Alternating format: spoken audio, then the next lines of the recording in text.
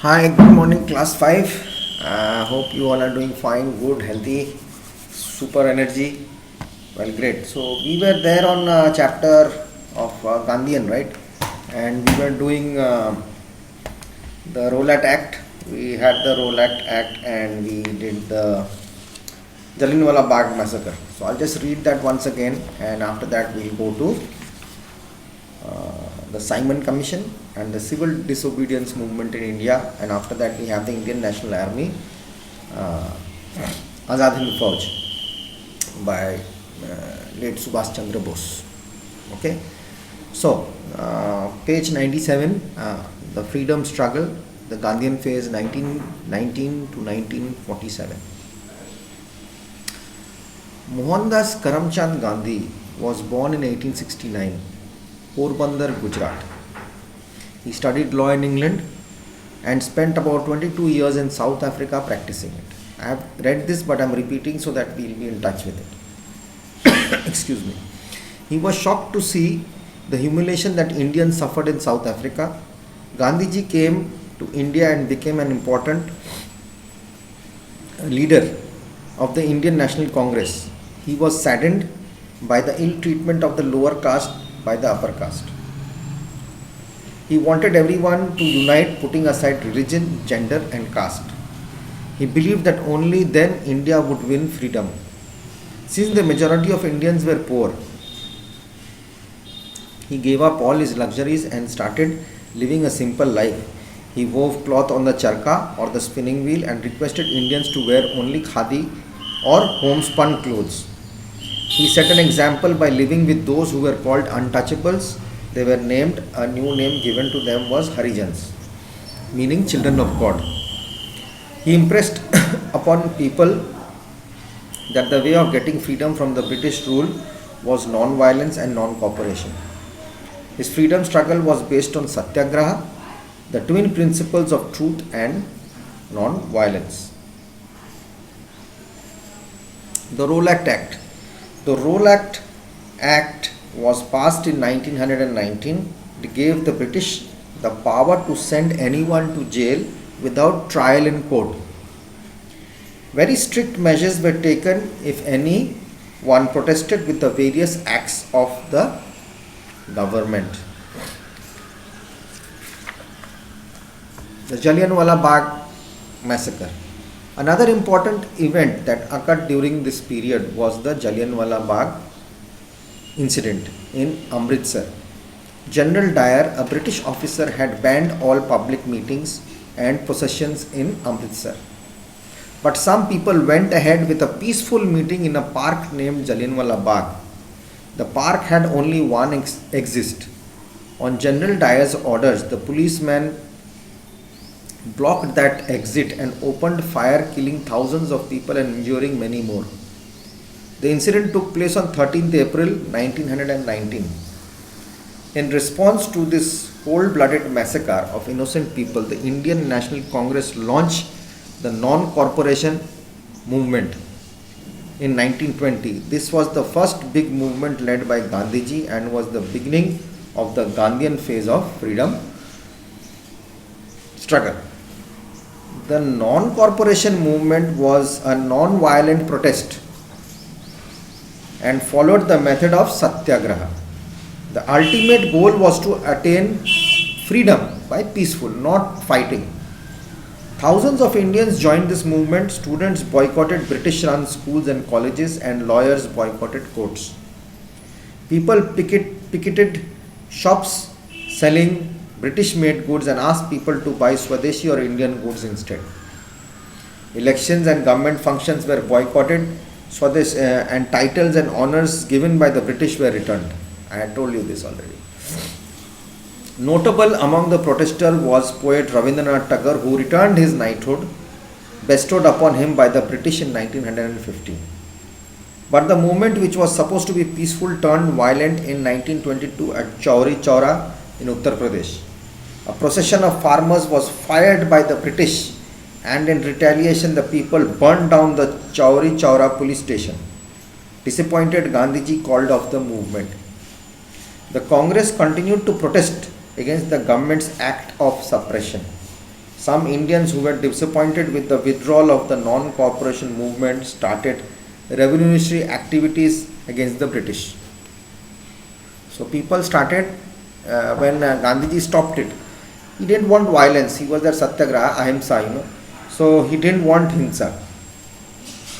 But people started revolutionary. They had to make action.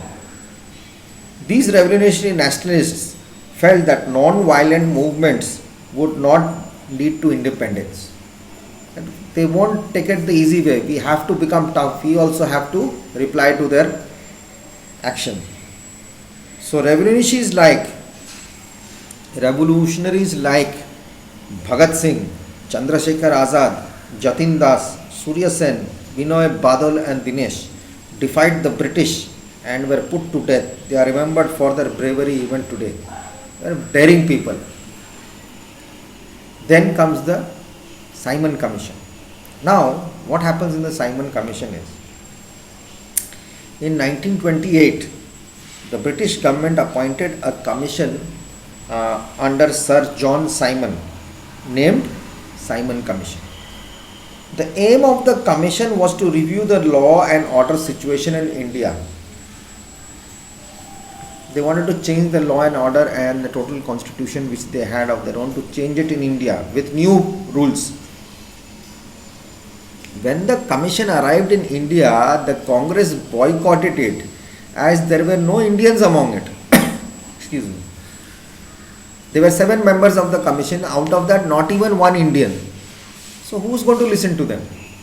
The people greeted the commission with black flags and protests.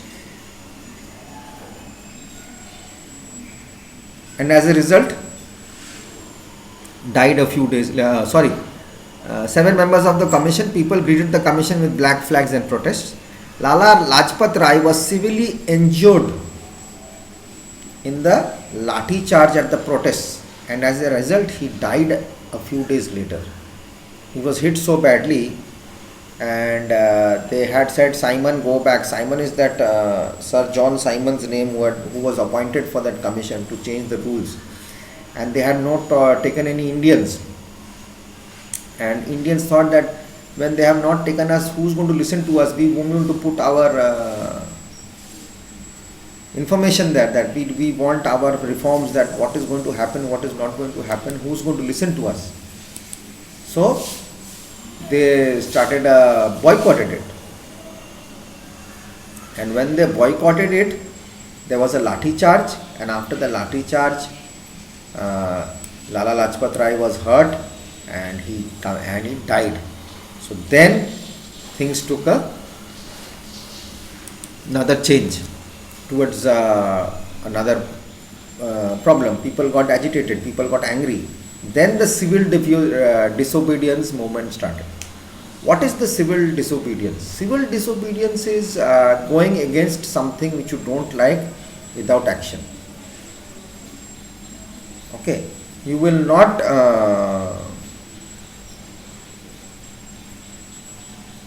go against it, you will not fight. That is the main reason of civil disobedience. You are in a very junior class, how to tell you that civil disobedience is the active refusal of a citizen to obey certain laws' demands. Okay, they will not follow that, they will not obey those demands. That is called a civil disobedience. But like the Salt March, the Dandi March which happened, because they were not allowed, Indians were not allowed to use the salt or sell the salt, or they didn't get permission from the British to use the salt. So the disobedience of movement, civil disobedience movement started 12th March 1930, 6th April. Till 6th April it went, 12th March to 6th April. Okay, it was launched because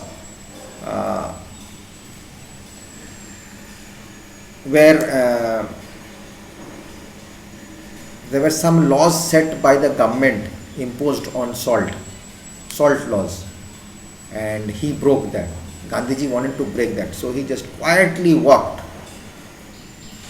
Okay, Okay, so there are principles of civil disobedience. You just cannot go ahead and do anything and get place a boundary if it is law.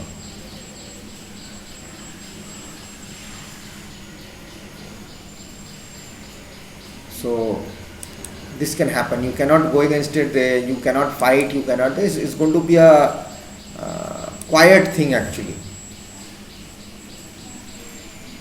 Okay, then suddenly seeing the angry reaction of people against the arrest of Congress leaders, Lord Irwin made an pact with Gandhiji that if the civil disobedience won't be called off, the political prisoners wouldn't be released. Then the political prisoners would be released. Hence, Gandhiji decided to call off the movement. A lot of people were arrested, you know.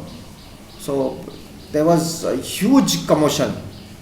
The Salt March, which happened for this civil disobedience, which protest was made. You know, Indians were what you say.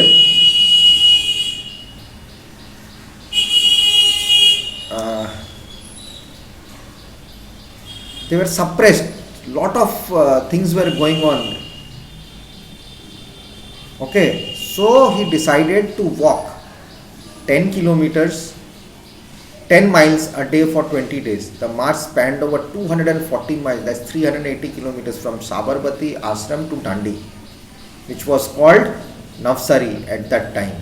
Now it's in the state of Gujarat. Growing numbers of Indians joined them along the way when Gandhiji broke the salt laws on 6:30 a.m. 6th April. It sparked large scale of acts of civil defiance against the British Raj salt laws. What was the British Raj salt laws?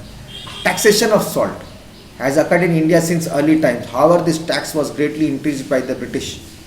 Okay, special taxes were imposed on salt. So, but had Gandhiji had brought it down to 10 paisa per kilo. Okay, so that's why salt is needed everywhere. So that's why they planned these issues to protest against this excess tax which they are going to charge with us. Okay, so that's why these things took place during that time. That is the civil disobedience. The Congress now wanted to complete independence. I'll come back in the next